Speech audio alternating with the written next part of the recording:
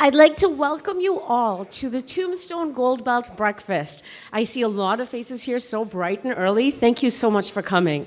I would like to acknowledge that we are gathered here today on the unceded traditional territories of the Musqueam, Squamish, and Tsleil-Waututh First Nations.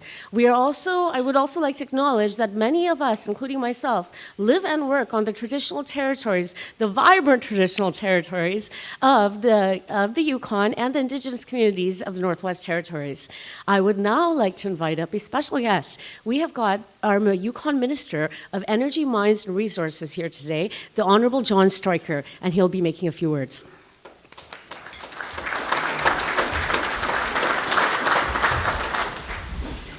Good morning, everybody. It's a packed room. It's a pleasure to be here. Thank you, Jasmine, for the introduction. I'd also like to thank Banyan Gold, Sitka, Rackla, and Snowline for inviting me this morning to say a few words on behalf of the Yukon's Premier, Ranj Pillay. He was supposed to be here, but he got pulled across to another table with Premier Eby this morning. I'm excited to be here this morning. It's the 40th anniversary of AME, and I'd like to thank the folks from Roundup for organizing this conference. I'd also like to, did anyone get to the Yukon First Nations Chamber of Commerce 10th anniversary reception last night? Anyway, it was a good time to connect with Yukoners and Yukon First Nations, and it was really well done, so a shout out to them. And I'm excited to be here to focus on the globally significant Tombstone Gold Belt region, and I'm pleased to see such a huge crowd so early in the morning. And I want to share with you a few points about the growth of the mining industry in the Yukon. We're working with First Nations in the Yukon to modernize our mineral legislation and to remove redundancy in our assessment system. We're investing heavily in infrastructure to support responsible mining. And our government is working hard to attract investment from senior mining companies and large financial institutions. We believe we have been successful in this area for 5 reasons. 1, strong minerals. If you don't know it, just take a look at any of our maps. You will see how well endowed the Yukon is. 2, good exploration results. 3, our commitment to First Nations. 4, our commitment to environmental, social, and governance. And 5, our international marketing efforts. The Yukon has gone from having 0 to 8 senior mining companies in the Yukon in the past 10 years. Also raising the profile of the Yukon are the companies in attendance this morning: Tara with Banyan, Mike with Sitka, Scott with Rackla, and I think Craig and the folks from Snowline are here, but Scott's not here, and congrats to Scott and Bria on their new baby. 3 years ago, these companies had a combined resource base of less than 1 million ounces. Now, just between Banyan and Sitka, they have an inferred resource of close to 8 million ounces. And according to many estimates, Snowline's Valley target could significantly add to the Tombstone Gold Belt's resource estimate. 3 years ago, the 4 companies represented on this panel had a combined market cap of 17 million. Today, it's approximately 1 billion. We also appreciate the value creation that is happening in the Tombstone Gold Belt via Victoria Gold. Victoria Gold is the largest hard rock gold mine in the Yukon's history, and they are this year's Murray Pezim Award winner to boot. If we could just give them a big round of applause.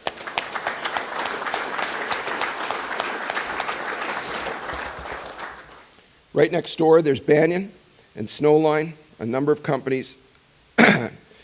Right next door, there's Banyan, who are very quickly put together a resource of 6.2 million ounces. And following the trend is Sitka, Snowline, and Rackla. With the success of Banyan and Snowline, a number of companies have been able to leverage interest and financing. I recognize there are a number of senior mining companies in the audience this morning that have been attracted to the gold play that is unfolding in the Yukon. At the same time, I also want to recognize the significance of the Yukon's critical mineral assets, which have also attracted senior mining companies' attention and investment.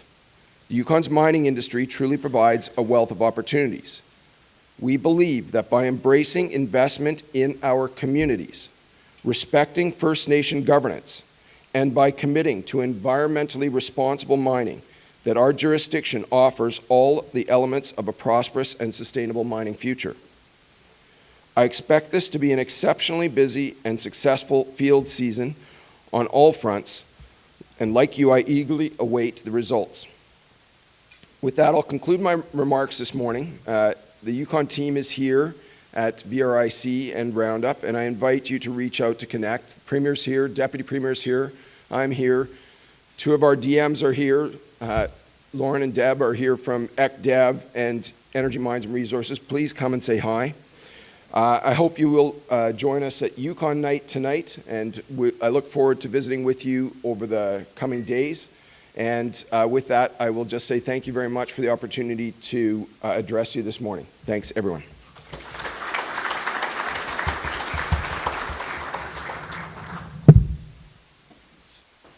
Great.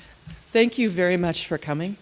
I also want to introduce another special guest that we have in the room, Hockey or Chief Dawna Hope of the Na-choNyakDun First Nation in Mayo.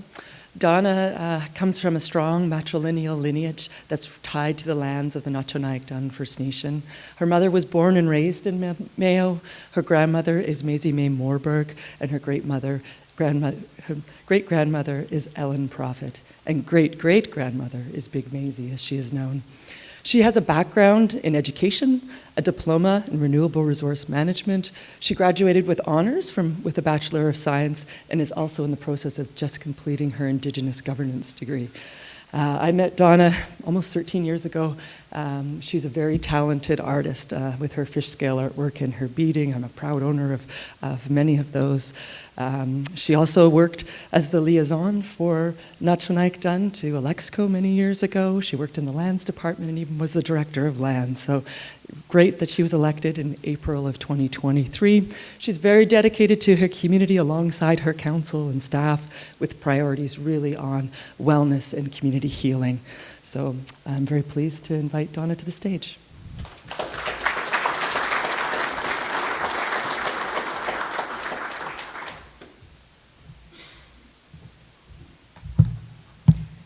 Kemisothan, good morning. Masicho, thank you for the invitation to come here today to provide remarks at the 2024 Roundup event. As the first elected female chief of the First Nation of Na-choNyakDun, I am honored and welcome this opportunity to share our perspectives and approach to sustainable mining with representatives of the industry and other governments who are here today. The First Nation of Na-choNyakDun has been sustained by our traditional territory since time immemorial and seeks to ensure that all of our future generations will likewise sustain the lands and waters of our homeland. Currently today, of the Yukon total, 37% of placer claims, 44% of quartz claims, and 74% of quartz leases are all in the First Nation of our traditional territory. Mining has been a part of the life of our people since the early gold rush. Mining is our lived reality every single day. Our voices have been marginalized for far too long, and those days of irresponsible mining are over. While we are not against development within our traditional lands, we want to see development done responsibly, grounded in principles of reciprocity and respect of our rights and interests, including our right to free, prior, and informed consent. In the past, mining was done without us. It was done to us and done without benefits while irreversibly impacting the lives of our people. Now is the time for reconciliation through responsible development and corroborating long-term Indigenous partnerships. Nurturing and continuing to develop long-term partnerships with companies within our traditional territory, such as Snowline and Banyan Gold, we can establish better legacies based on sustainable, responsible and respectful development of mining practices planned over generational timelines into the future for those generations to come. We want to help industry to build that foundation of trust and respect and to understand how to work with us in spirit of collaboration and co-management to ensure mutually benefits outcomes for our community and for industry. Partnerships engaged right at the early stages of Class 1 exploration, an open transparency through all stages of classes, including Class 3 and Class 4, progression and development planning, operational monitoring and compliance, and closure and reclamation planning and implementation towards meaningful efforts of restoration of damages incurred to lands resulting from death of 1,000 cuts. As a key part of all of this, the First Nation of Na-choNyakDun is in process of finalizing our own mineral mining policy to communicate our approach to mining within our traditional territory, from staking claims to exploration to mine construction, closure, reclamation, and full restoration. We are very excited to share this policy with all of you in the next few months. To be clear, the First Nation of Na-choNyakDun approach is not against development. We just want to ensure that it's done the right way, with our consent and our participation. The First Nation of Na-choNyakDun look forward to engaging with proponents on this basis moving forward and sharing with industry what consent and participation looks like and what it requires. Together, we can change the perception of past mining, which was based on outdated and antiquated mining legislation and historical practices leaving trails of bad legacies of perpetual cleanup, like Faro and Keno Hill. Through meaningful modern treaty partnerships based on transparency and proudly showcasing highest standard practices, which have the least negative impacts, meet obligations within our final agreements, and respect our traditional, cultural, and spiritual ways of knowing and seeing and being. True partners working hand in hand who share our commitment towards reconciliation in the spirit of respect, stewardship, and sustainability, taking into consideration the future for future generations. Together, we can achieve prosperity for all of our people and environmentally sustainability, not only for today, but for all future generations to come. Thank you.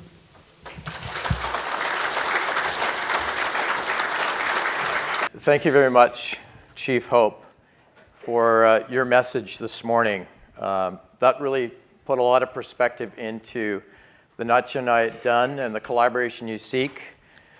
And it was really important given that I think many in this room had not really heard from the Na-choNyakDun leadership. So thank you very much for that again. Minister Streicker may not still be here, but his perspectives on the investment in the Yukon were quite valuable to hear that the government of Yukon is embracing mineral exploration. We're going to have what I hope is a very dynamic and hard-hitting morning in terms of insights to the Tintina Gold Belt. I think we've got about 40% technical, 60% financial.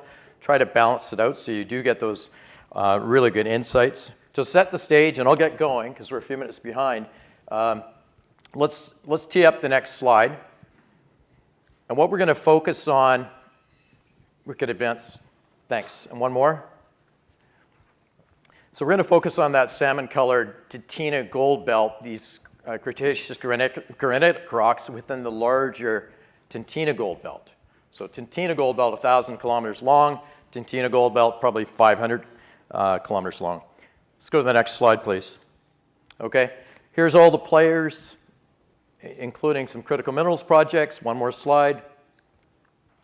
And then you can see the mines. Fort Knox, almost 9 million ounces of production, 3.3 million ounces of resources. The first really bulk mineable project mined in North America. The Eagle mine, John McConnell's successful heap leach from the beginning, not a pivot from mill to heap leach. And then the Pogo mine, underground, Sumitomo Tech originally, now the Northern Star. You can see it's produced over 5 million ounces, about 15 grams, another derivative type deposit from the Tombstone Gold Belt. Next slide.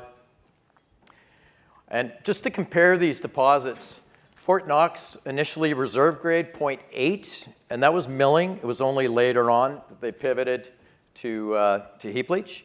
And the blue bar is milling. The lighter blue is heap leach. Eagle's reserves at 0.65, moving across. Oramac, the jury's out on what it's going to be, but at 0.61, a heap leach or a mill. And then RC, which is Sitka, having their resource at 0.68, sorry. And finally, our estimate, and I know other analysts have estimates as well in terms of what Valley may have. We've got 1.29 with a higher grade core. Next slide, please. I know Craig Hart will be talking about this at 3 o'clock, but how to navigate the vertical and lateral expressions of these systems. So on the left-hand side is a cross-section, a cartoon of the vertical extent of these reduced intrusive related systems, pink being the granites, plutons, and the hornfelds Oreo being yellow. And he's got quite a new model for in terms of the size of that hornfelds. He may touch on that this morning. And then his plan map in terms of the lateral zonation, mainly chemically with bismuth telluride towards the core and arsenic antimony on the flanks. Next slide, please.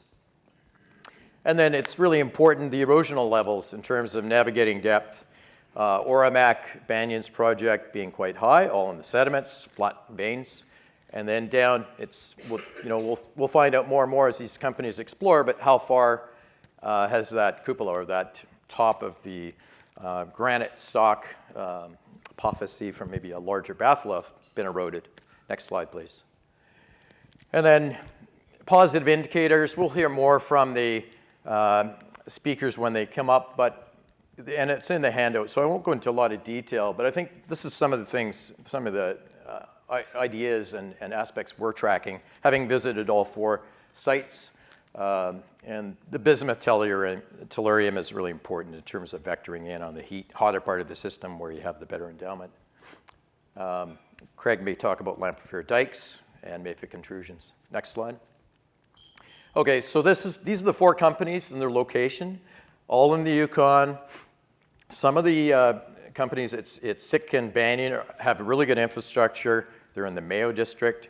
And so we'll hear from them and their perspective. And then Rackla is the farthest to the east, straddling the Northwest Territories border in the Yukon. And then Rogue Valley's, Snowline's project is just to the west of that. I'm going to invite the 4 panelists up to the stage now to sit down. And I think you've already met Tara Christie, CEO of Banyan. Mike Burke, what's your official title these days, Mike? VP Corporate Exploration. VP Corporate Exploration from Sitka. We've got Scott Casselman in the middle from Rackla as VPX, and then Craig Hart is the chairman of Snowline. So we're just going to take 1 or 2 minutes. We'll start with Craig, connection to the Yukon, and then maybe because Chief Hope has just spoken recently, maybe just a quick comment on First Nations and the Na-choNyakDun relationship. And we can come back to that a little bit more later. But Craig, just a little bit about yourself and your Yukon connection. Sure. My name is Craig Hart, as indicated. I went to the Yukon as a young geological student back in 1980 when I was 19 years old. And I fell in love with the Yukon and I said, that's it. And as soon as I graduated, I moved there. And so I'm fortunate to have 43 summers in the Yukon. And I lived there for 20 plus years where I was a founding geologist with the Yukon Geological Survey.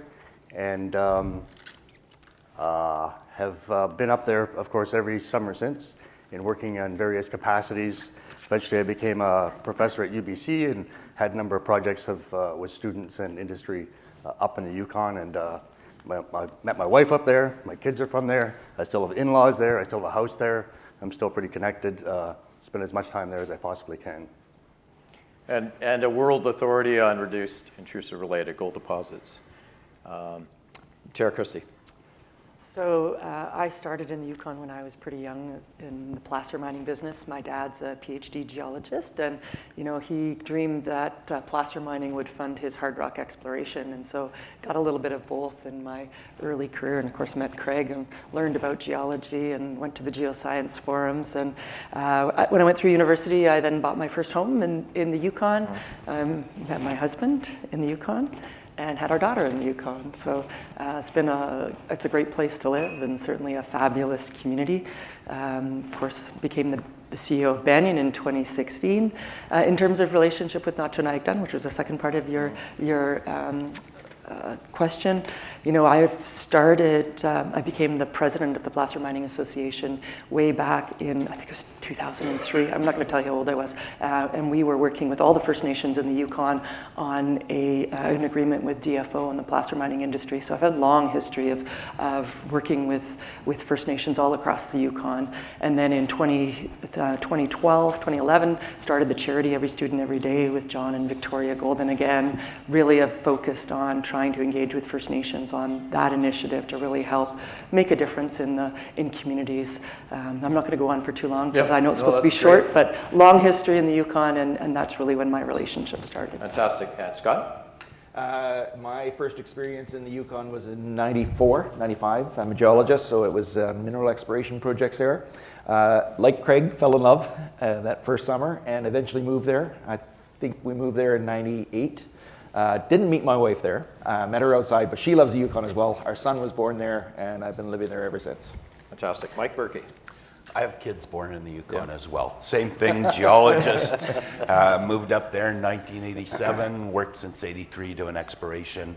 And 20 years with the Geological Survey, worked beside Craig, and I had offices together when the whole Tombstone Gold Belt started to evolve. So it's been a great place. It's a great place to raise your family. I can't tell enough about how it's been good for all our kids. And as far as exploring and seeing the whole Yukon, I was lucky enough to see everywhere. Our project is in the traditional territory of the Na-choNyakDun. So our contractors and stuff have agreements. We've not ever been able to get to the stage yet of sitting down and hammering out an exploration agreement. But certainly the discoveries that we've made and just announced are pretty key, and we look to play a pivotal kind of future role with the NND and really take to heart the words that Chief Hope said this morning. I think that's a pretty clear and important message. So we're looking forward to being involved in that vision that they have. Excellent. And for context, Tara's an engineer. Everyone else is a geologist, including myself. Okay. So what's going to happen this morning? We're going to have 5 to 7 minute pitches by the companies. They're going to come up and tell their story. I'm going to ask a question. Next, we'll have all four present that way. Then we'll have a sit down and we'll have a Q&A. I'll lead that, but really looking forward to questions from the audience as well. I think there's a roving mic, so look for that. And I'm hoping Jasmine will keep me on schedule. So I think Mike Burke is up first. Can we have the next slide? The clicker's right there. Oh, yeah. Thank you. Let's go. There we go. I'm Mike Burke. I've been introduced. So we have the RC Gold Project in the Tombstone Gold Belt. Forward-looking statement. We're geologists up here, so we're optimists. So we always chase dreams. So that's what we're doing. Sitka Gold's RC Gold Project is located in the heart of the Yukon's Tombstone Gold Belt. The project is accessible year-round from Dawson City. With a long history of placer mining activity in the area, the roads are well maintained and the drive from Dawson to the project is only 2 hours. In 2016, while examining a new access route within the Clear Creek area, Corco and his son Ryan, with plenty of experience in the region, recognized the new potential in the district and started compiling the land package as we know it today. Exploration activity began on the project in 2017, with initial diamond drilling occurring in 2020, and in 2021 the Blackjack Zone was discovered with 220 meters grading 1.17 grams per ton gold in hole 21. This marked the discovery of an exceptional new bulk tonnage intrusion-related gold deposit. The first resource for the project was announced in early 2023. Now the work continues to expand the known resources and mineralization on the project. The Clear Creek Intrusive Complex is a cluster of intrusions in a 3 by 5 kilometer area. Sitka Gold is currently focused on the northern part of the Clear Creek Intrusion Complex. Sitka believes these intrusions emanate from a common source at depth. Since 2020, drilling has primarily taken place on the Blackjack, Eiger, and Saddle zones. This led to the announcement of the initial resource of 1.34 million ounces in the Blackjack and Eiger deposits. Drilling in 2023 was able to expand the known mineralization in the Blackjack zone and intersect mineralization within the Saddle zone located midway between Blackjack and Eiger. Drilling is planned to expand the Blackjack and Eiger deposits, which are open in all directions, prove the resource potential of the Saddle, in addition to testing other known gold-bearing intrusions on the district-scale property.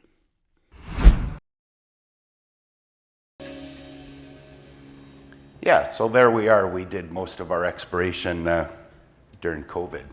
So nice to be past that stage of life.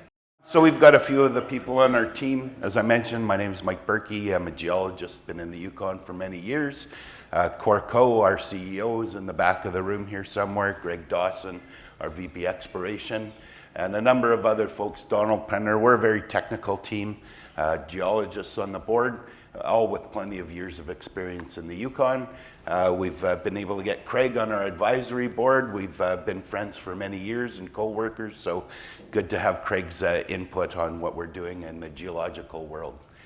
There's our company snapshot. We've been active in the area for a number of years, and just in the last year, we've started to see a bit of recognition in the markets for the work we've been doing and the results we've been getting. So our share price has increased a little bit, and we've been able to raise money in the very tough markets that we have. So we're financed for our next year of exploration. So that's a nice position to be in. So you heard about the location. We actually access our project through Dawson. We drive past Stewart Crossing instead of turning right and going to Mayo. So we're about 2 hours out of Dawson. You can fly into Dawson's 5,000-foot paved runway and then hop in a truck and get out to our project. We call it the heart of the Tombstone Gold Belt. It's got great infrastructure in the area, and of course we're all in the room because we know what a great jurisdiction the Yukon is. So it's critical. This is a zoom in of the area between Dawson and Mayo.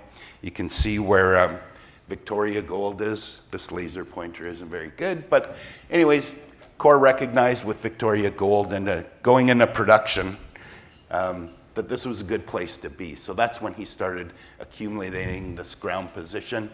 Banyan's down here, the former producing Brewery Creek that John picked up, and Victoria Gold also has claims adjoining us. So since May 2020, there's been a number of waves of exploration through this belt starting in the late 80s. The last wave, since May of 2020, there's been over 10 million ounces of gold added in this central part of the Tombstone Gold Belt. The bulk is Banyan's Ormac project with 6 million ounces. Victoria Gold continues to add ounces to their resource base.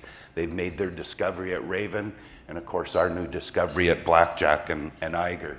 So it's been a busy place during some tough times. We all worked through COVID, but it's getting into the more mature phase of mineral exploration, development, and mining.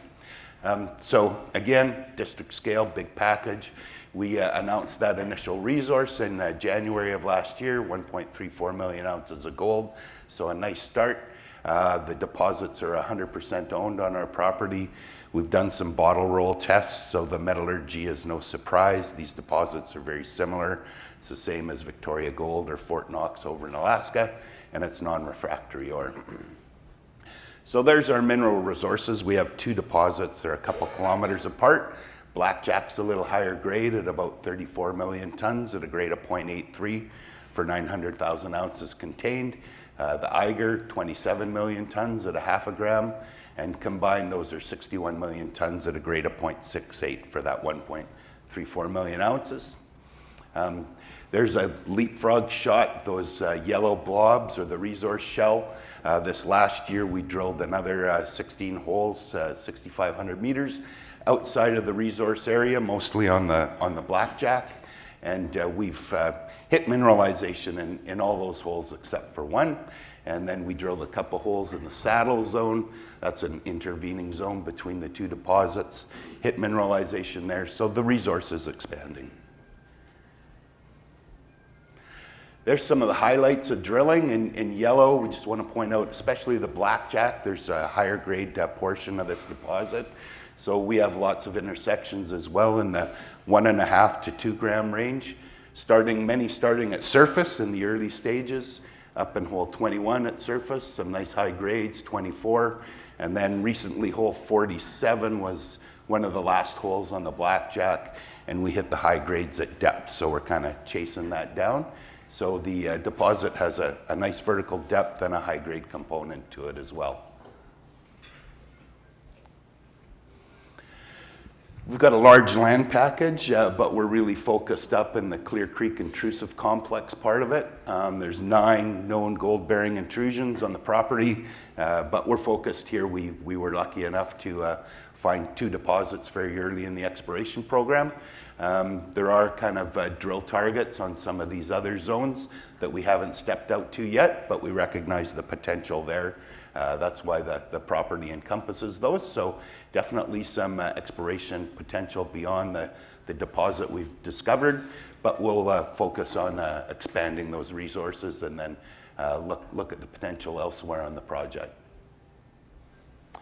So this year, as I mentioned, we have $8 million in the treasury, fully funded for our exploration that's coming up here.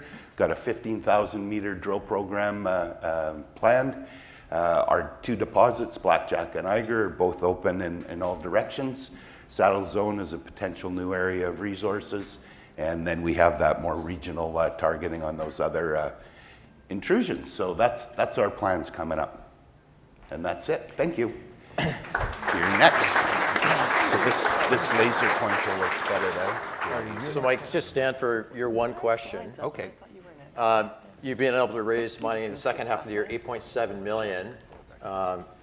Congratulations. Maybe you could touch on that a little bit. And I also wanted to mention, I'm going to mention the share price performance over the last 4 years for every company. You guys are up 24% in that time. So just a little bit of color on those financings.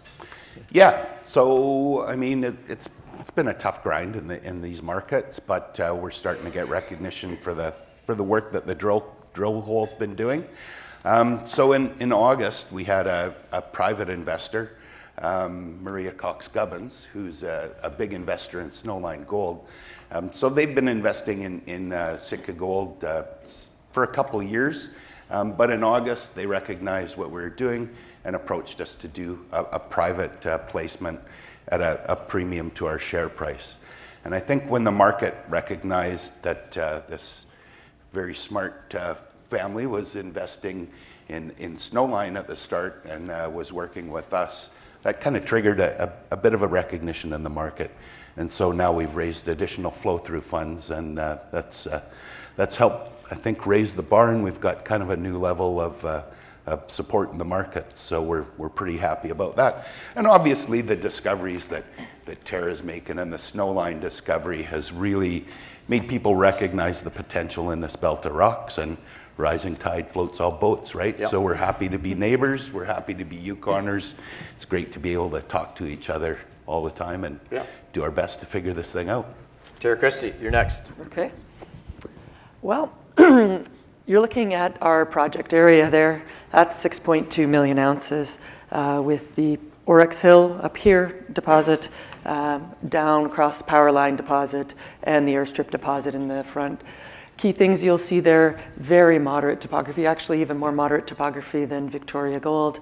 You know, no big rivers or lakes, glaciers, mountains. In fact, this is the main highway that goes through that brand new power line, which was constructed in January of 2021, 138 kilovolts, only energized to 69. That's Victoria Gold substation, and this is the South McQuestion Road, but it's also the road to Victoria Gold. It's government maintained here.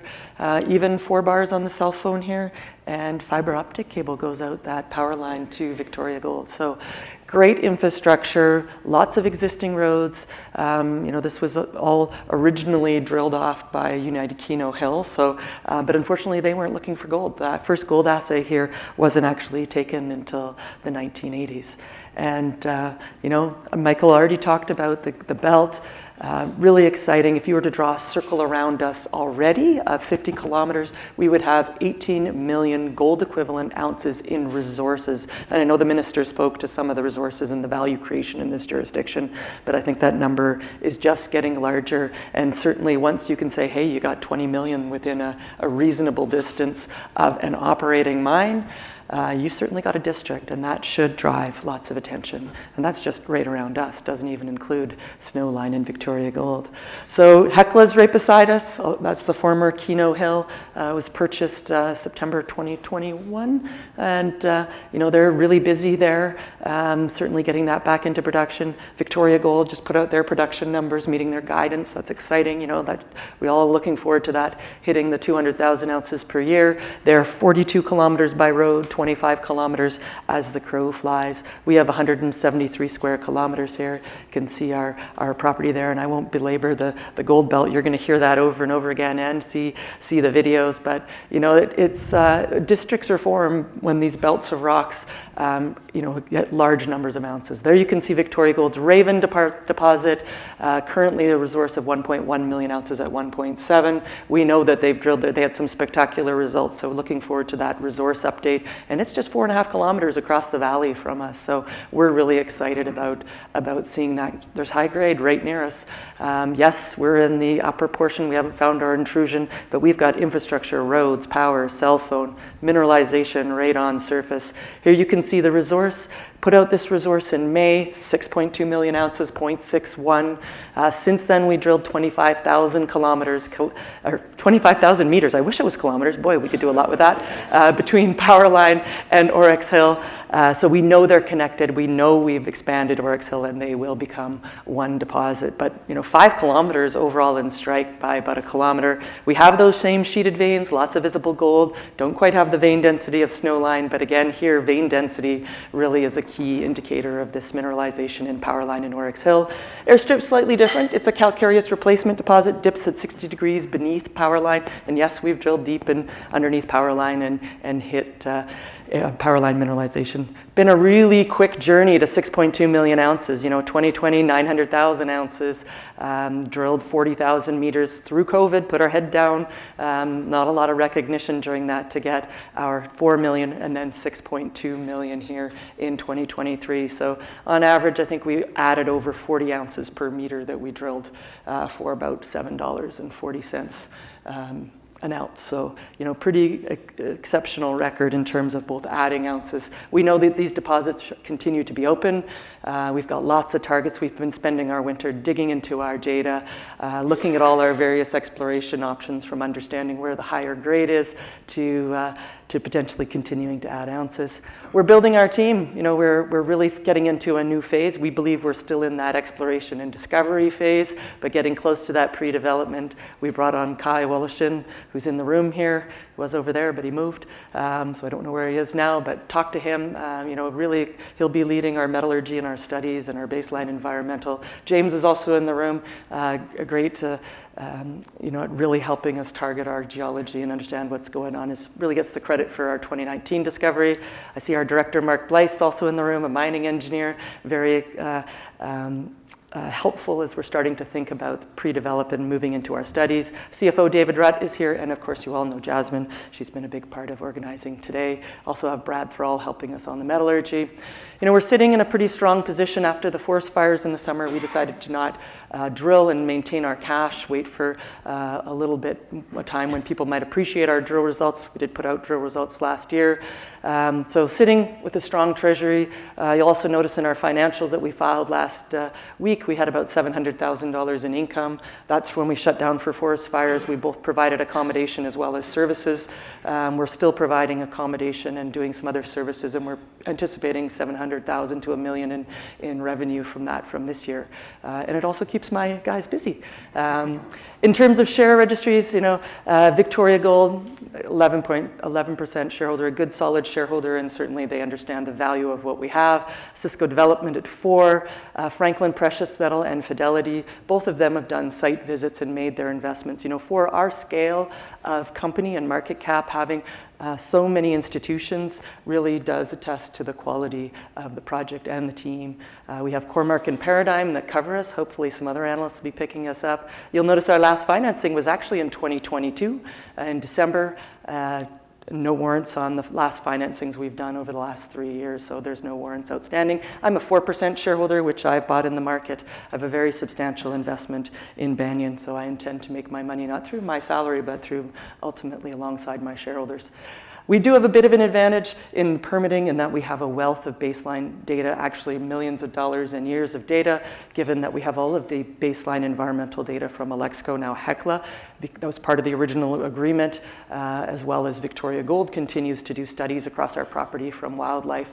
We work collaboratively with them, both sharing the costs of mobilizing people to do our baseline, as well as sharing data. So this gives us a huge advantage. And Victoria Gold and Hecla have both shown what it takes to get through YESA in this jurisdiction, and we're really fortunate to have NND who's been through the process and really understands how to participate in the mine environmental assessment and licensing processes. Having hydropower, having roads existing on the property also is a big advantage. Where are we? If you look at Cormark's listing of heap leach projects or open pit projects in North America, we're the 5th largest. I'd argue we have the opportunity to continue to go up that curve because we certainly think there's potential to add more ounces. And I keep getting asked, isn't 6.2 big enough? That's a good question. I ask myself that all the time. We've worked really hard to strategically position Banyan, get it to that scale where it is really compelling. 6 million ounces with infrastructure, existing baseline data. We do have 2 mines beside us, and recall that Hecla purchased tax properties. So, they've obviously got an interest in gold. They're very, very focused on putting Keno Hill back into production. Victoria Gold's obviously very focused on getting their production up and some of their internal exploration. But I think we're pretty compelling next door, given our ability to move our project forward. We are year-round. I'm a northerner. We've set up our property with both the infrastructure and the equipment to be able to operate year-round. We've drilled to December 20th and unfortunately had to keep drilling through -55 at one point because it came on a little faster than we thought. But hey, we survived and didn't break anything. So we really benefit from strong shareholder support and a strong treasury. In 2024, we'll have a program. We haven't announced exactly what we're going to do yet because we're spending some time really going through our data to figure out how to add the most value for our shareholders.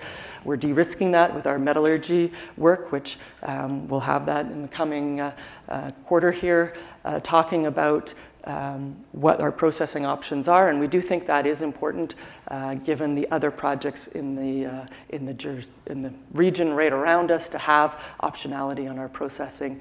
And this jurisdiction's just getting more exciting with the discoveries and the investment in it. So that's the main pitch, Michael.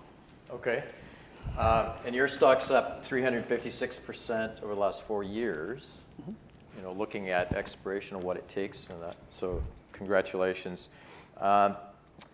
Systematic metallic screen fire assays have not been conducted on the project. Not looking for a long answer right now because I think we can get into that a little bit more. Give us a sense for what's ahead on metallic screen fire assay. So we've done some preliminary work and it wasn't conclusive. Like the whole concept is, are we under reporting grade? Yeah. And so that could be very significant for Banyan if we are. We know we have coarse gold. We know that 60% of the gold is in the plus 140 mesh or 105 micron, so roughly 2.5 times the grade in the coarser size fraction. So we have done some metallic screens. We also did some proton analysis, but this is a really large deposit, and so in order to be representative, and that was on one specific area, we need to do a much larger sample size. So we are thinking about that. It's one of the options that we have in our program for this year to do a much larger program than that. Because our initial work wasn't conclusive that there was a trend, we weren't rushing to do that, but we have an awful lot more drill results since then. It really is something, and and we've had lots of people express that opinion, it's something to certainly investigate. Okay, thank you. Scott Casselman. Okay. Thank you, Michael. That's an image of the drill sitting on our hit property from last year, from 2023. You'll notice that we're a relative new kid on the block up there. Our project is a much earlier stage than these other ones. So I'll be talking a lot about the geology, not so much about where we fit into the global market for gold resources. This is where we're located, and I'll be pointing to the screen on the left, your right-hand side. That's Astro there in the belt. We're at the far eastern end of the Tombstone Gold Belt. Another image of a similar thing. So our primary project areas are the Hit, Astro, and Sur.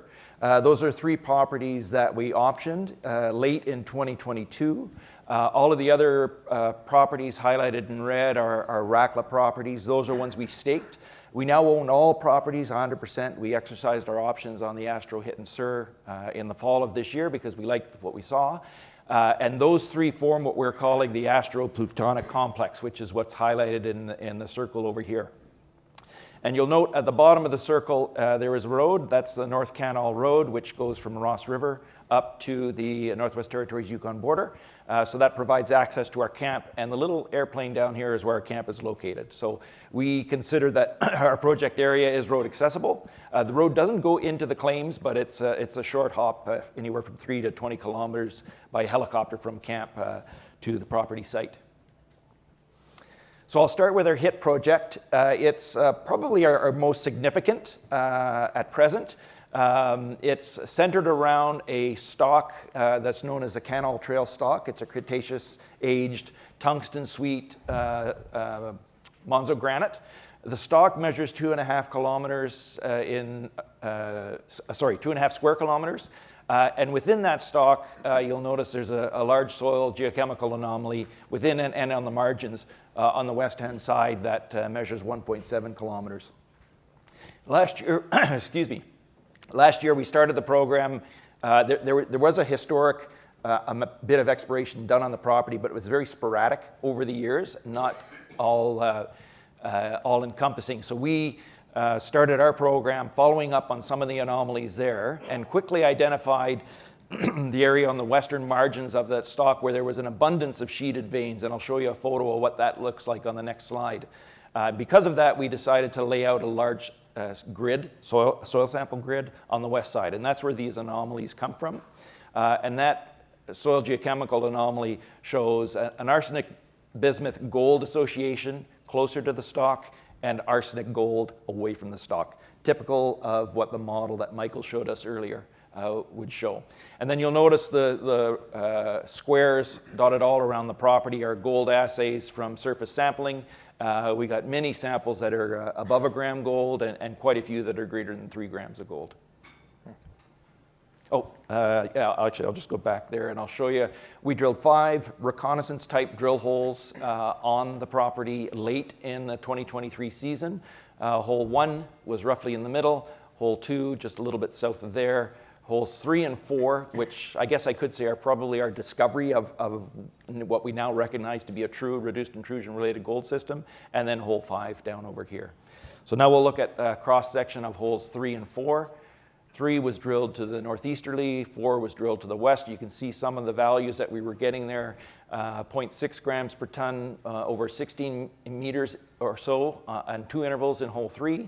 The total of that interval is about 0.3 over 135 meters.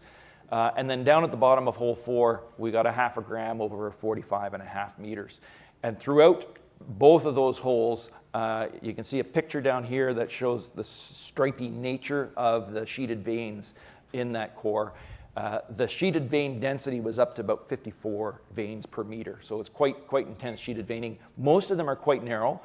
They're on the order of millimeter size, but you can see some larger quartz-filled sheeted veins like here.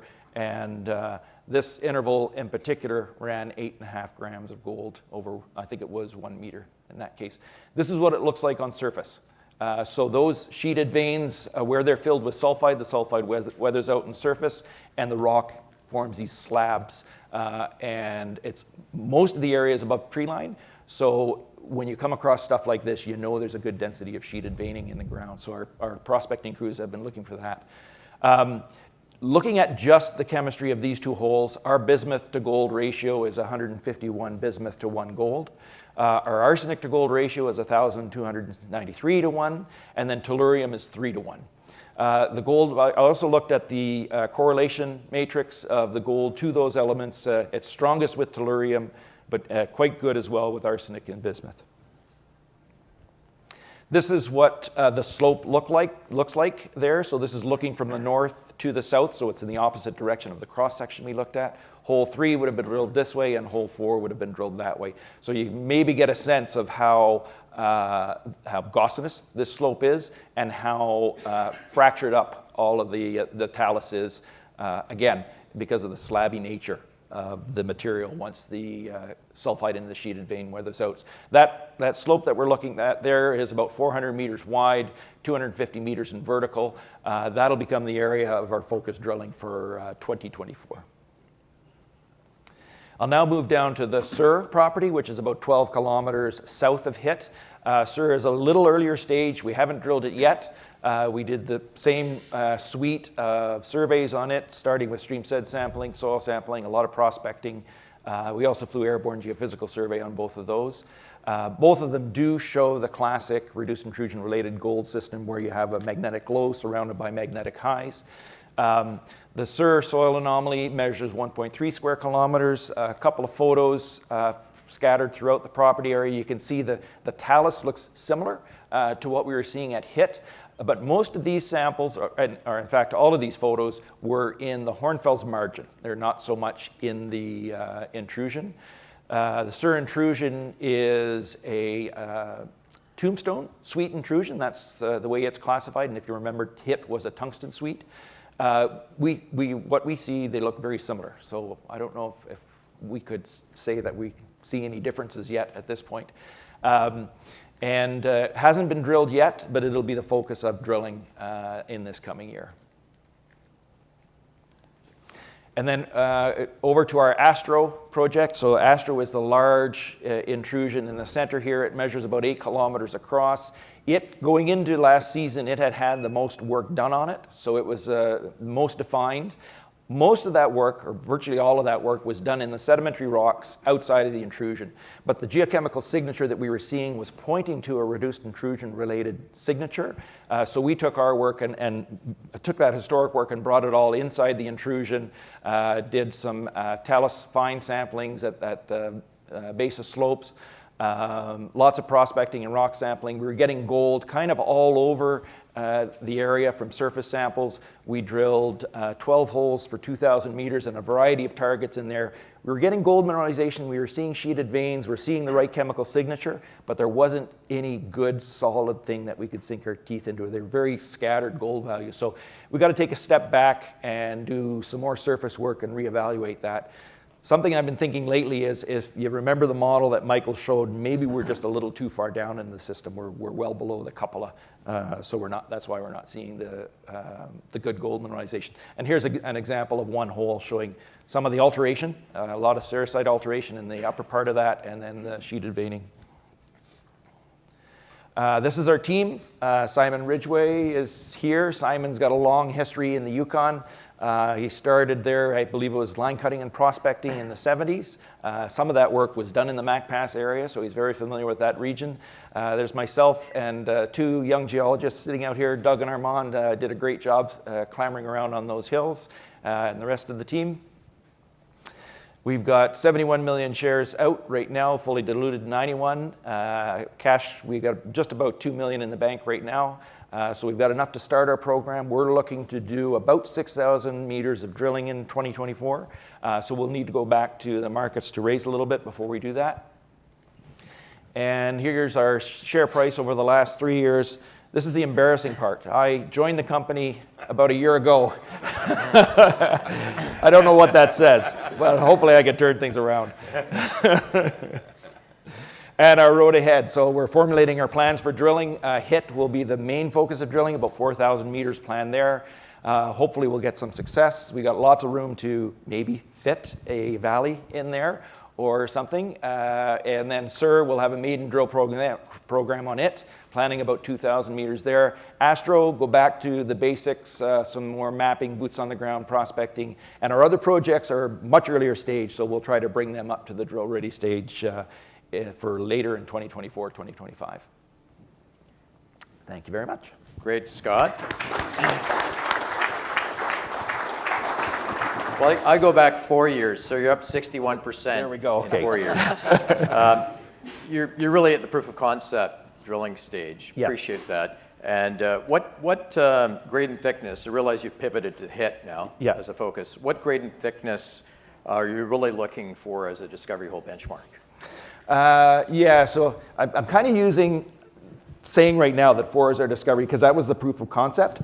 What I would hope to get, these deposits, other than Valley, are generally around a gram or below a gram, over a couple hundred meters. I think I would be Okay, pretty 100 happy. to 200 grams. 100 to 200, yeah. Okay. The other thing I didn't mention that, our grades are a little lower than all of the people up on stage here, but if you look at the margins of their deposit, you'll see similar grades, similar intercepts in some of their early drilling. So that's kind of what we're hanging our hat on, that we're close. Okay. Thank you. Craig Hart. All right. Thanks a lot. And I'll mention that those diagrams that I showed, those are Craig's, the section in the plan. Yeah. Just nothing to No problem.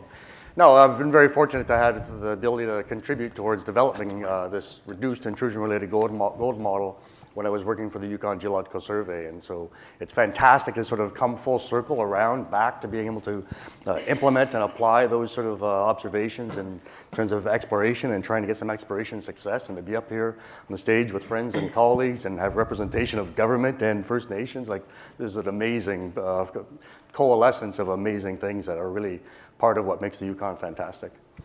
I'm the chairman and independent director of Snowline Gold Corp. Snowline came about as a result of the pulling the assets of a family prospecting ventures for over the last 30 years, Ron and Scott Burdall, and this was sort of brought into, it was RTO'd into a shell and went public in April of 2021.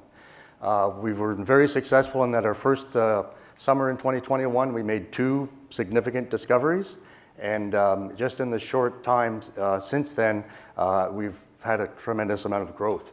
What we're looking at is our main asset is called Valley, and you can sort of see right here, this is a big valley, and that's the deposit that we're sort of aiming to define is right in the middle there. There's really no significant topographic challenges. The road to access it would be just continuing along that valley to meet up with an existing winter trail that's just down at the end. So it is remote, but it's not that bad in terms of opportunity to exploit this, if we ever get to that point. I'm probably going to gesticulate and wave my arms. I think this is a lot of words that just sort of say that. As indicated, we're over on the east side of this belt, and I think that's really interesting as well. When I was sort of putting the papers together that define this, I really emphasized that the value opportunities were mostly in the western part of this belt, and so it's really fantastic that we were able to extend the opportunities and indicate the fertility extends further to the east within this belt, and so I think there's some upside potential that we can all probably get from expanding exploration throughout that belt. As a company, we've got a tremendous land package. It started off reasonably small. It was sort of atrophying over many years prior to coming into the company. But after every significant milestone, we've been adding claims to our land package, as well as purchasing ground positions that we thought has significant potential. So our land package has been significantly increasing, and this gives us an opportunity to exploit our own competitive advantage because we understand these deposits a lot better than our competitors would. So having this larger land package is really an asset for our further discoveries. You can sort of see right here, this is our Jupiter, which is our first discovery. And actually, 2 years ago today is when the press release came out that indicated that we had hit 137 meters of 1.2 grams or something like that. That was our first 100 gram meter hole, was exactly 2 years ago today. So on our, that's on our valley deposit. And so just within 2 years, we have come sort of this far. It's really quite amazing. So yeah, our first discovery at Jupiter, our second discovery, as I just said, at Valley. Our Forks camp is right in between the two of them.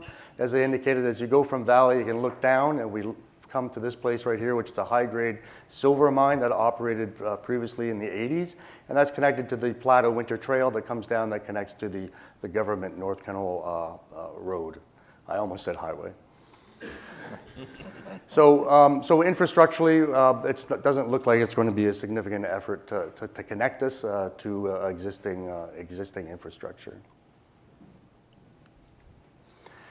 As our share curve looks pretty good, as I indicated, like 2 years ago when that first press release came out, I think we were trading at 58 cents. Now we're up significantly higher than that. I think there's a total growth of about 880% over that period. Our share structure is really quite good. We have a very high percentage that's owned by management, by insiders, and increasingly by funds and institutions. So we have about 41% that we know of that's out in the retail float. Total shares outstanding are about 146 million. Or sorry, total outstanding would be about 164. There's about 146 out trading right now. We have a number of options and warrants, of course, that they're all in the money. Our cash at hand right now is about 35 million. And we anticipate that there's going to be a number of options and warrants exercised in the next several months, and so that'll probably bring another $16 million into our bank account. We've had a fantastic year in terms of getting recognition from various aspects of the markets, and most importantly, we've had analyst coverage come on from 6 different organizations, and I think that's amazing to have that happen in 1 year. There's some very, very smart people here, and the reports that they put out are fantastic, and I would really encourage you to search them out. They really have been a key in providing a lot of the technical knowledge back into the community that we haven't had the opportunity to do, and so it's really been a fantastic thing for us to have the opportunity for them to promote our successes. Institutionally, we've been doing very well. I think recently we've had significant uptick in terms of institutions pulling shares out of the retail space, at least probably 4 to 5 million that we could count over the last few months. And we've got some very heavy hitters in there, 1832, Van Eck, and there's some other partners in there that aren't really typical, and I think that's really telling the market some advantage of how we've been able to de-risk that we're getting funds coming in that wouldn't normally be participating in the junior mining space. Of course, we had really good early support from Crescat that got us up and running, and more recently, of course, we've had a 9.9 uptake from B2 Gold, and we're very happy to have them come along as a partner, and that, of course, also justifies the economic opportunity that exists here. We've got a great young team. I'm so proud of all these people. Once again, Scott sends his regrets that he can't make it here. But these are a lot of young people that come with good experience, and they've been given way more responsibility than they really should have had. But everybody has stepped up into that space and grown into that space. It really has been extraordinary for me to see that. And the company has taken on dimensionality that I had never, ever expected. You know, we've got great people coming in.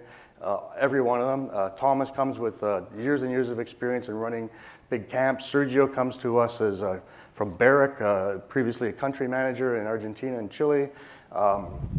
Every one of these people. Stephanie wasn't in the mining space, but has really come to adopt and love it. Zoe has really completely changed the way that our data is managed, and our data management right now is extraordinary.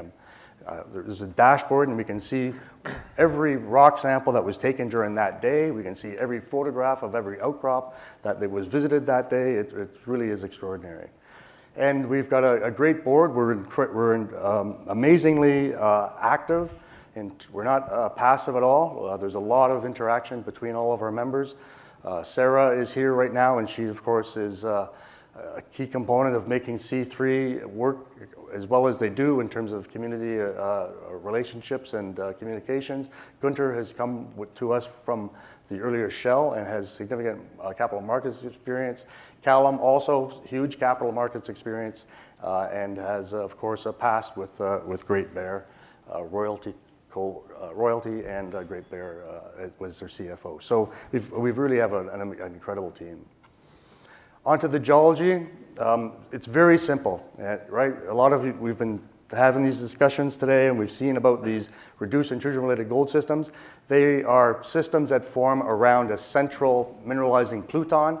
That pluton is a bunch of magma that eventually chilled out and put a whole bunch of fluid and gold into the rock. And you can sort of see a little bit of the outline. We have about a 1.2 kilometer wide small intrusion, and the mineralization is mostly in the southwestern half of that.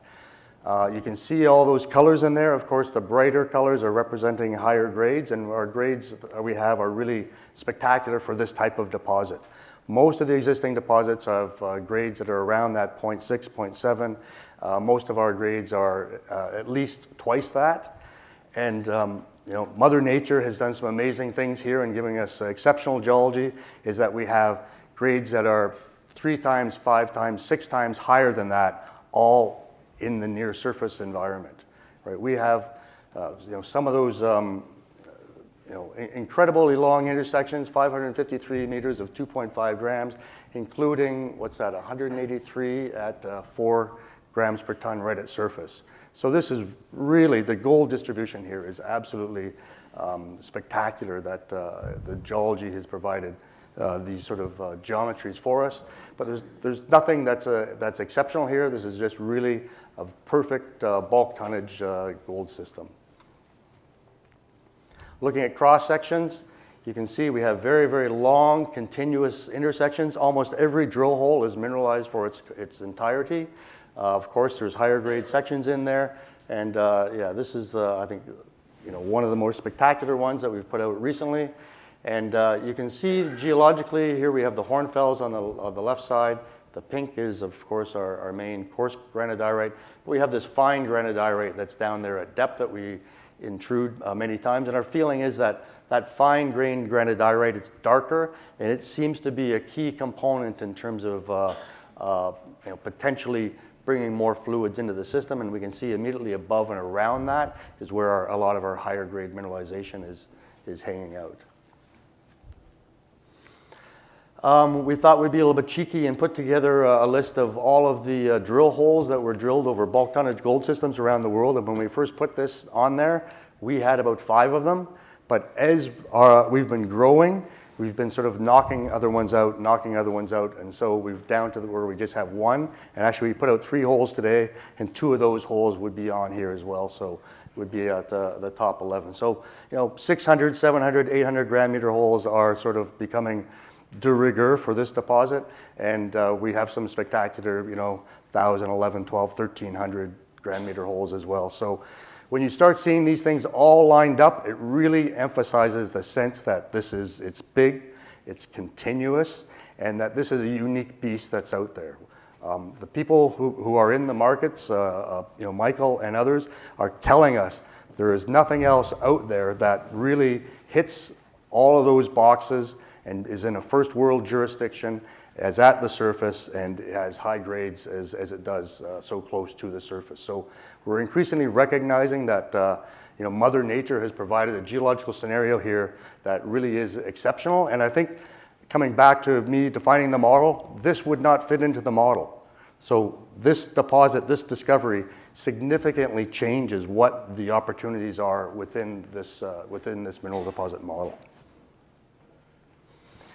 Just looking ahead to 2024, we're very well funded. We anticipate an aggressive 20,000 meter drill program.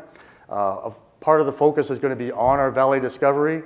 We thought that the continuity of grade there would be enough to provide the basis for a resource, but the people that do those calculations have really said we need to have much tighter spacing.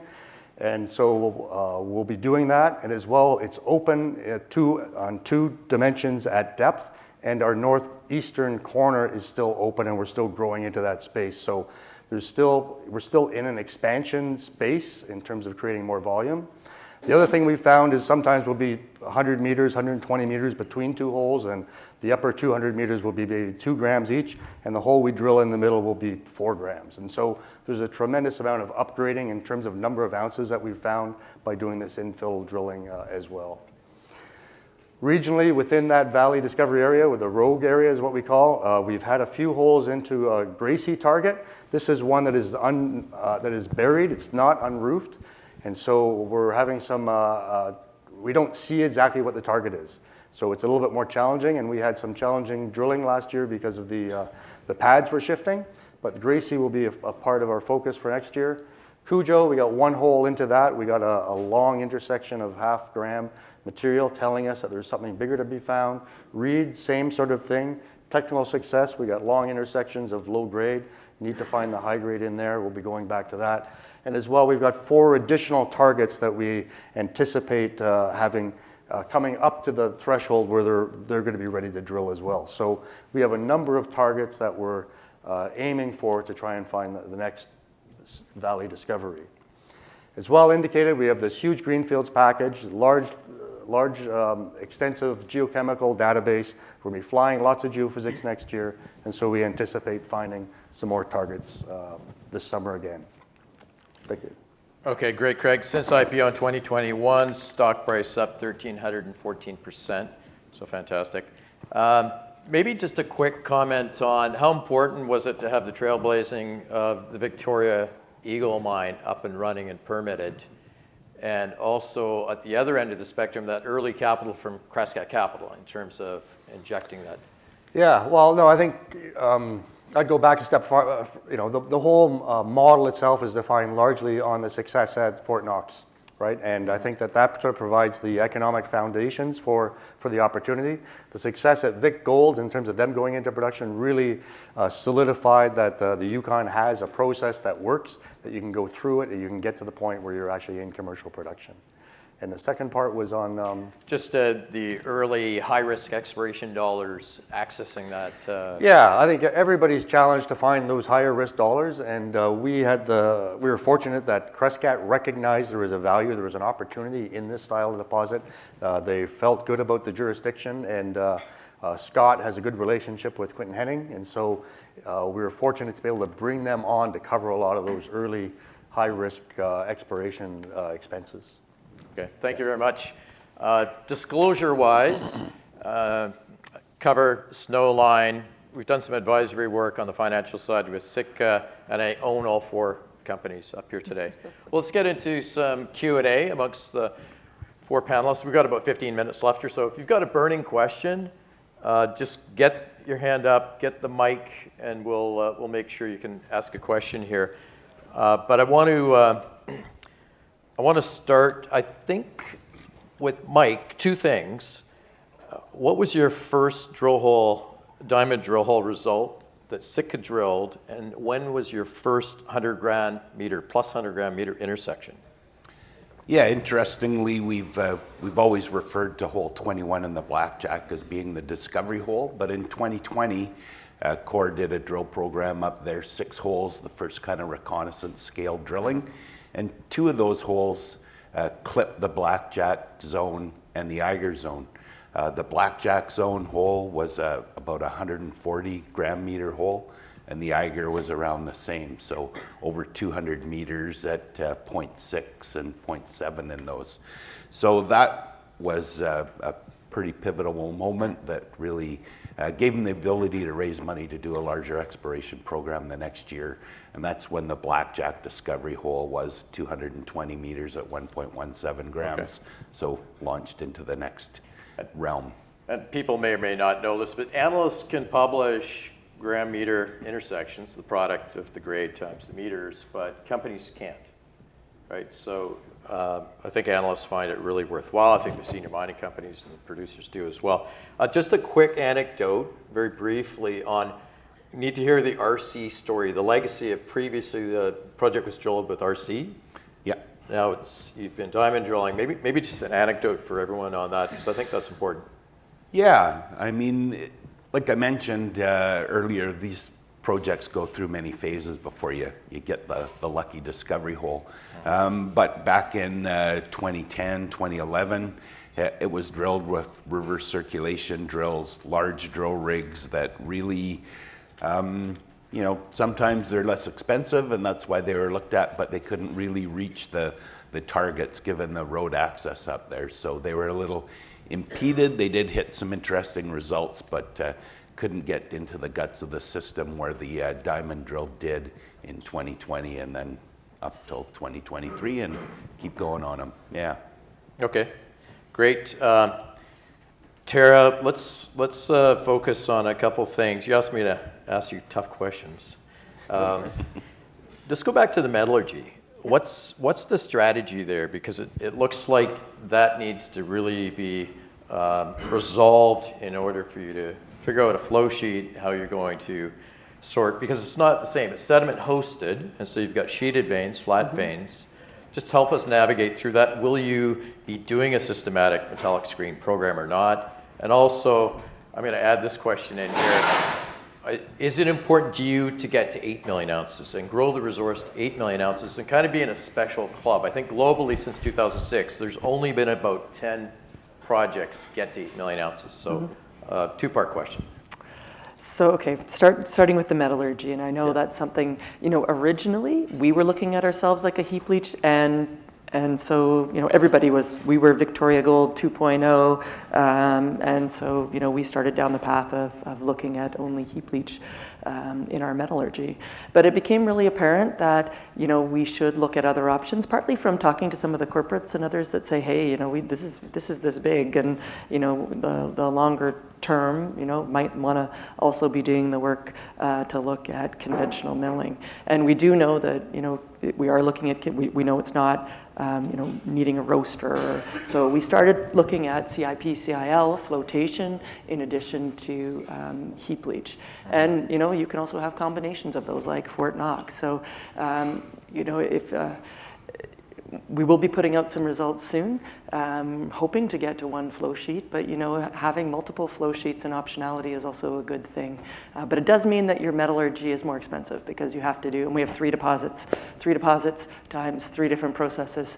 That's adds up pretty quick. Plus 5 kilometers representative sampling was also an issue. We haven't done the new extension to Oryx Hill yet. We're starting to think about Oryx Hill and probably airstrip in our next phase of metallurgy.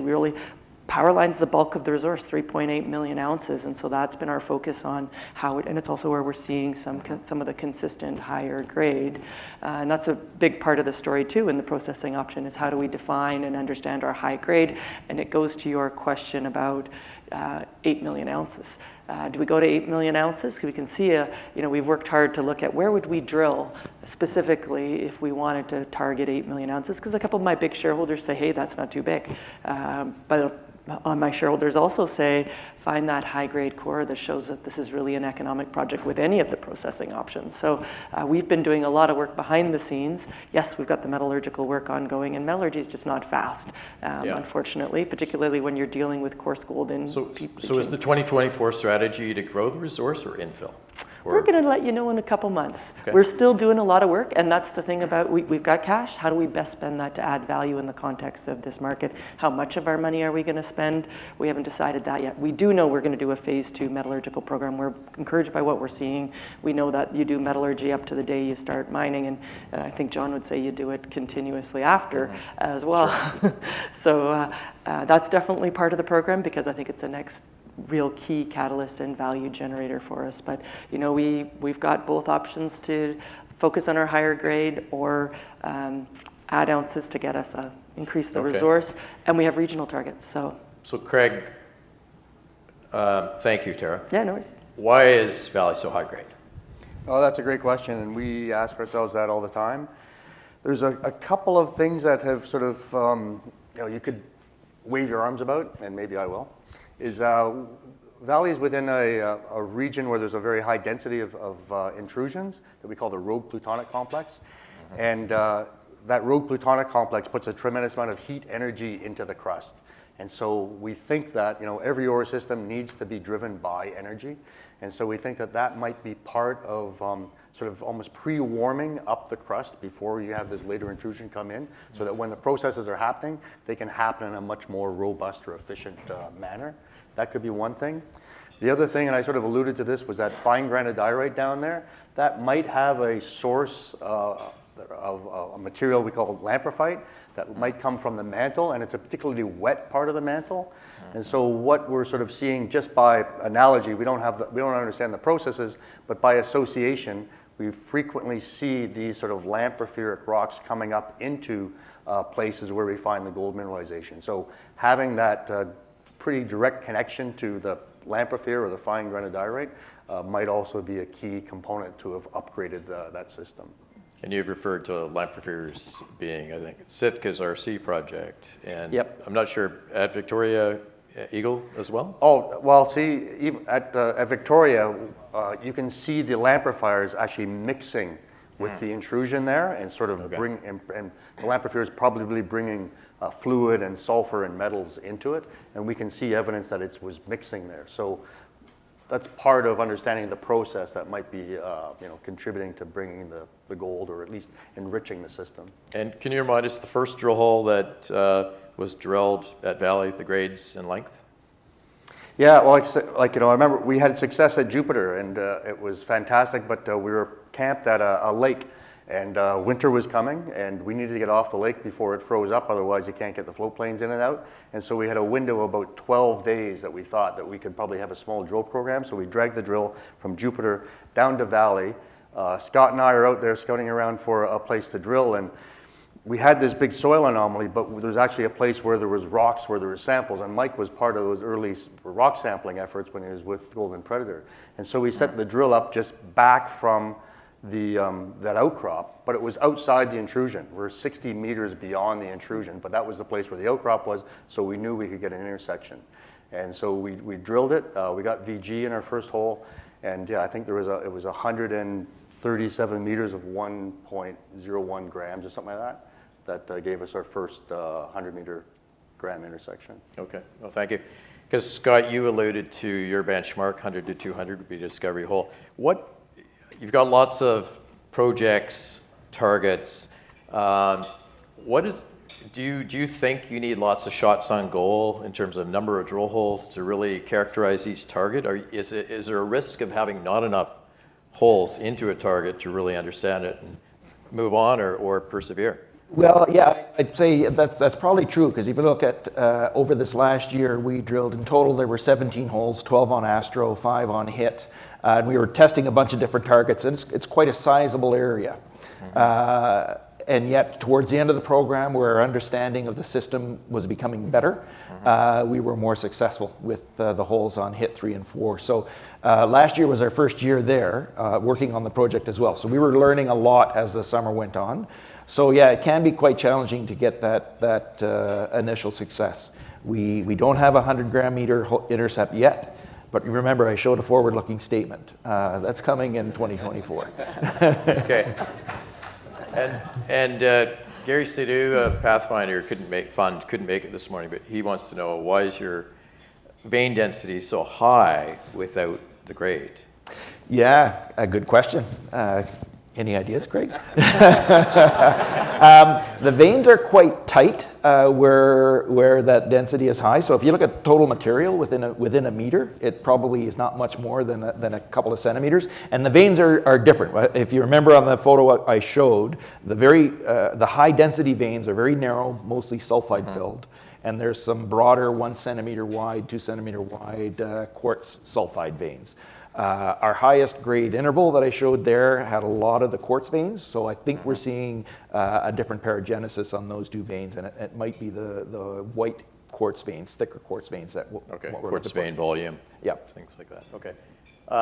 Just looking at the audience, we do have a question. Can we have the microphone come up to the front here, and then over here with Mark? Right up here, Jasmine, at the very front. We've got about, I think we've got 7 minutes left or so, actually maybe a little bit less. So let's have those, and at the very end we'll have some short I snappers. would like to know from Snowline what they feel is a base number of ounces that would be required to have a standalone operation at Snowline, and how far it really is between the gravel road and where you think you might have your first mine. Okay, if we can get the microphone back and bring it over to Mark, that'd be great. Thanks.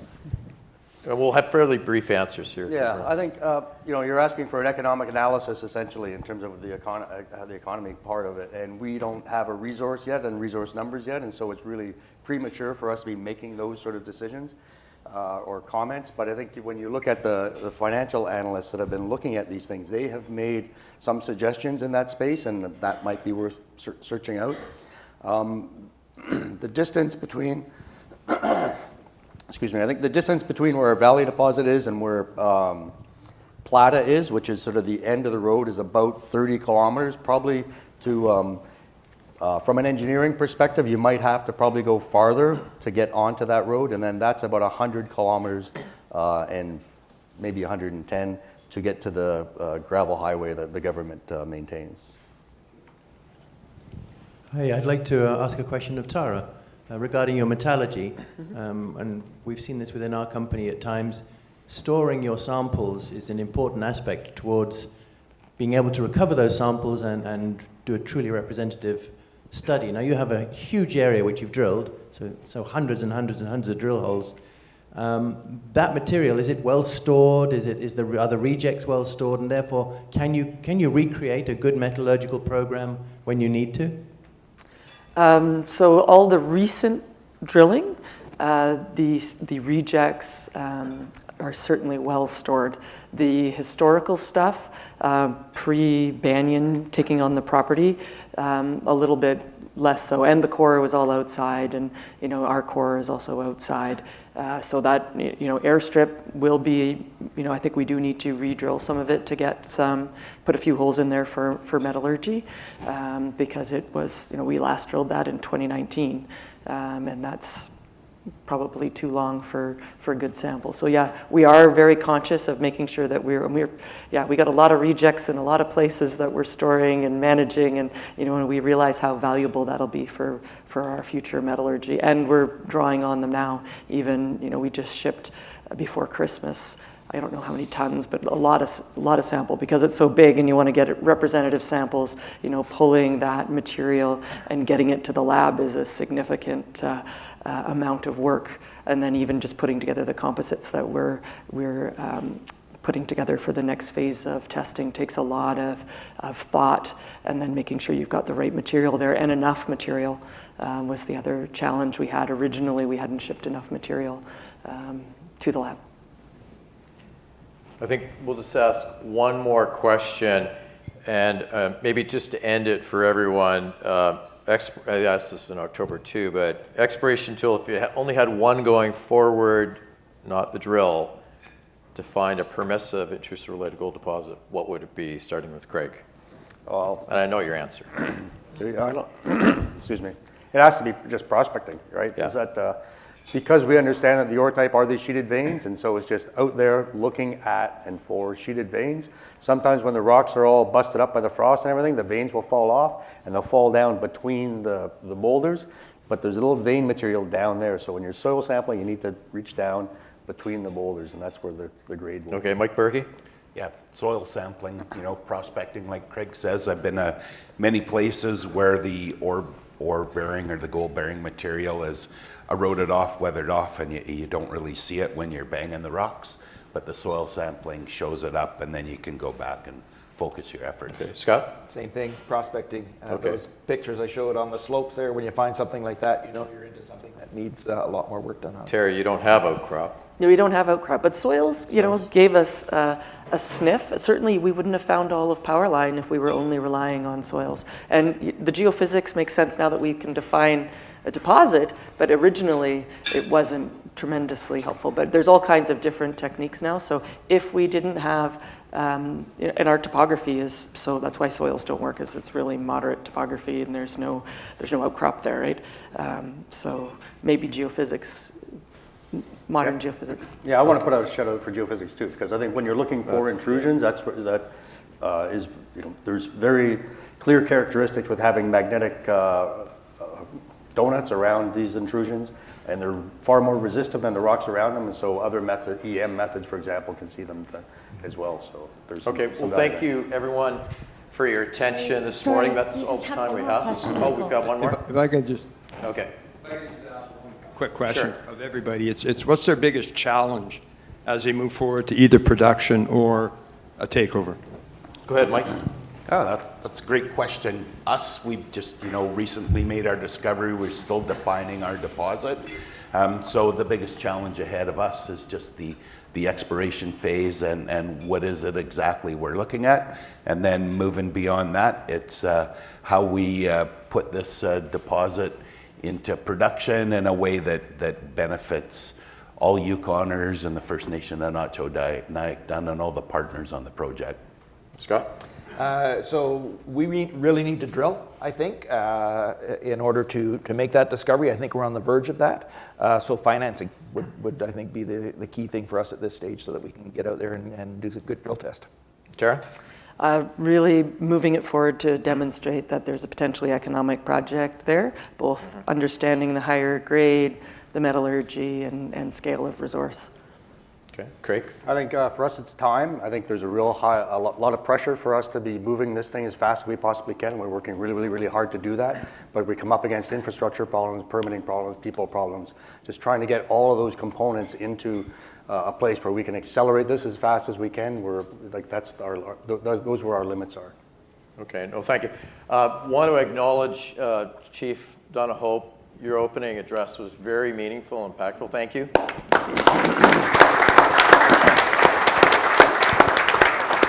And please thank our panelists, the companies that presented today. I hope they found this informative. And we didn't get into Andy Brown's structural mega thinking, but at 3 o'clock today, Craig and I are going to talk. We're going to have a session. So once again, hand of applause for the 4 panelists. Good job. Thank you. Great. Thank you so much for coming. I would like to mention we have a number of appearances today from all 4 companies and corporate presentations, which are up on the board. Thank you.